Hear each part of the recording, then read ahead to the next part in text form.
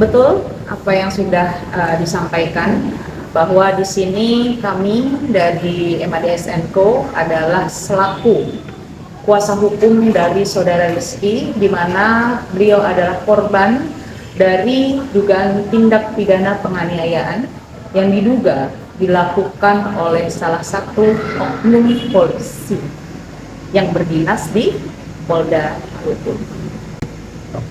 Mbak boleh dijelasin secara detail nggak sih kronologi kejadiannya itu terjadi kapan dan apakah pemukulannya terjadi lebih dari satu kali? Baik, terima kasih. Di sini kronologinya itu pada tanggal 31 Oktober 2024, klien kami, beliau adalah driver taksi online, beliau mendapatkan orderan di aplikasi sekitar pukul 17 sore ya, pukul 5 sore. Di situ tujuannya adalah halte bis Komdak dari Senayan City, SCBD ya, jatuhnya dari Senayan City.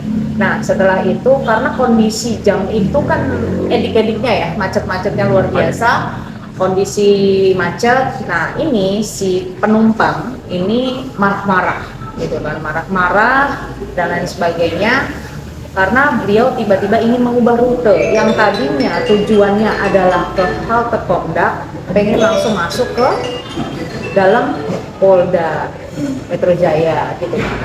Nah, sesuai dengan ketentuan aplikasi, ketika kita ingin merubah titik tujuan itu kan harus berdasarkan aplikasi dan harus merubah aplikasinya dulu kan, gitu kan, tujuannya titiknya kemana. Nah, si penumpang tersebut mungkin tidak bisa bagaimana cara merubah titik lokasinya.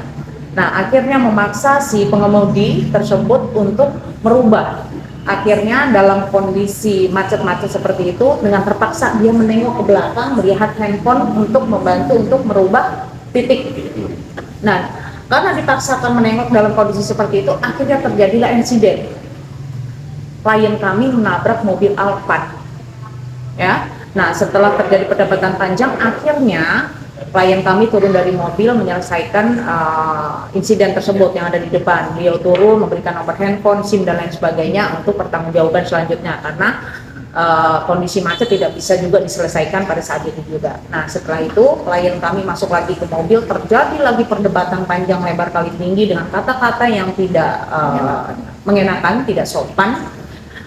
Akhirnya si penumpang tersebut turun dan langsung menampar klien kami, menonjok, bukan menampar, maaf ya, menonjok. Jadi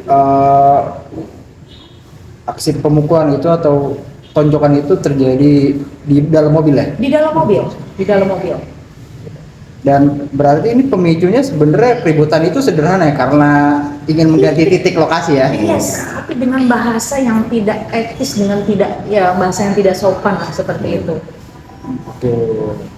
Nah kemudian apakah korban ini setelah mendapatkan pukulan, kan di video-video viral itu dia bilang akan lapor polisi, nah habis itu dia langsung lapor polisi ke Polda atau ke Polres kah? Nah, oke ya, akhirnya setelah aksi pemukulan tersebut penumpang turun dong.